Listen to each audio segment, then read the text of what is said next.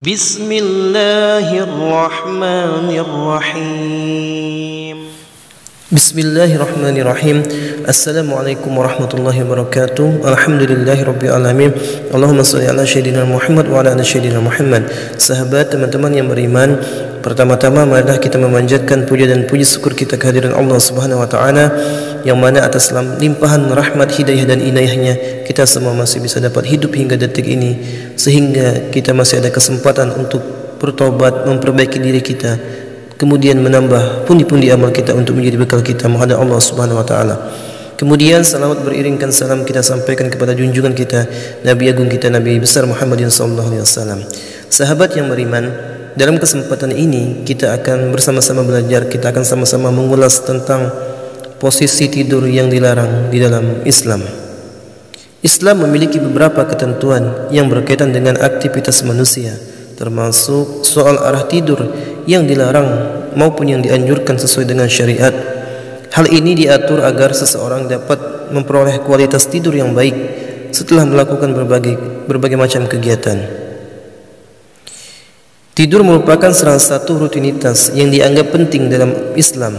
Allah Subhanahu wa taala menciptakan keadaan tidur agar manusia dapat beristirahat, sebagaimana firman-Nya dalam ayat berikut. A'udzubillahi minasyaitonirrajim. Wa ja'alna naumakum subata. Artinya, dan kami jadikan tidur kalian sebagai jeda dari kegiatan agar kalian beristirahat. Quran surah An-Naba ayat yang ke-9.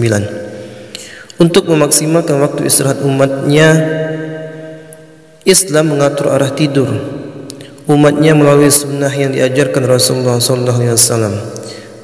Berikut penjelasan terkait arah tidur yang dilarang Islam beserta yang dianjurkan.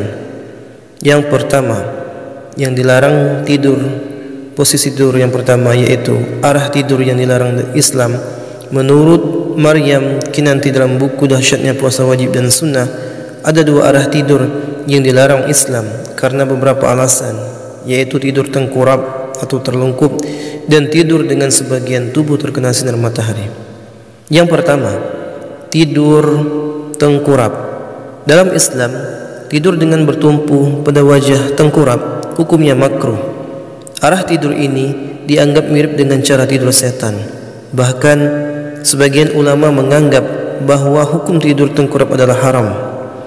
Dalil terkait larangan tidur dengan posisi tengkurap terdapat dalam hadis riwayat Abu Daud dan Ibnu Majah dari Ya'is bin Takhfab al-Ghifari. Beliau berkata, saat aku sedang berbaring tengkurap di masjid di waktu sahur, lalu tiba-tiba ada seseorang menggerak-gerakkan aku dengan kakinya. Dia pun berkata, sesungguhnya ini adalah cara tidur yang dibenci oleh Allah Subhanahu wa taala. Kemudian aku pandang orang tersebut. Ternyata beliau adalah Rasulullah sallallahu alaihi wasallam. Hadis riwayat Abu Daud dan Ibnu Majah. Kedua, tidur yang dilarang. Posisi tidur yang dilarang yang kedua, tidur dengan sebagian tubuh terkena sinar matahari. Selain tidur tengkurap, Rasulullah sallallahu alaihi wasallam juga pernah melarang umatnya untuk tidur dengan sebagian tubuh terkena sinar matahari. Beliau memerintahkan siapapun yang tertidur dalam posisi tersebut untuk segera pindah, sebagaimana hadis berikut.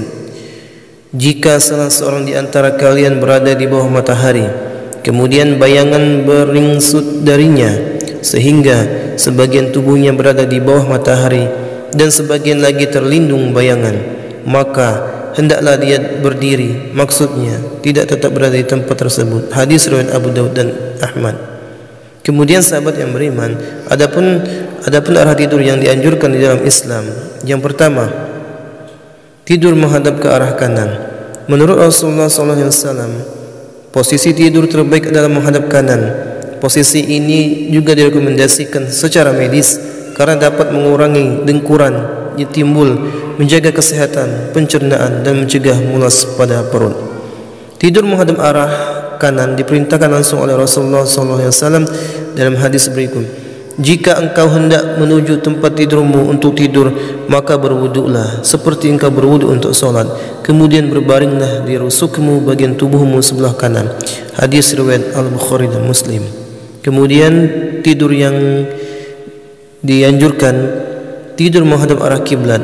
Selain menghadap kanan, tidur juga dianjurkan untuk menghadap arah kiblat. Menurut Islam, mengarahkan tubuh ke kiblat juga termasuk salah satu adab tidur. Dalam sebuah hadis riwayat Abu Ya'la, Sayyidah Aisyah pernah berkata, Rasulullah SAW memerintahkan Aisyah untuk menyiapkan tempat tidurnya. Tempat tidurnya pun disiapkan. Lalu Rasulullah SAW menghadap kiblat, dan apabila beliau merebahkan diri di atasnya, beliau jadikan telapak tangan kanannya sebagai bantal. Hadis riwayat Abu Ya'la. Itulah tadi sahabat yang beriman, posisi-posisi tidur yang dianjurkan maupun yang dilarang. Mudah-mudahan kita mengetahui, mudah-mudahan kita beraktivitas, tidur kita diberkahi oleh Allah, disehatkan oleh Allah badan kita, kemudian kita semua mudah-mudahan mati dalam keadaan husnul khatimah. Itu saja. Kalau ada kata-kata yang salah mohon dimaafkan. Kebenaran hanya milik Allah. Saya akhiri. Wassalamualaikum.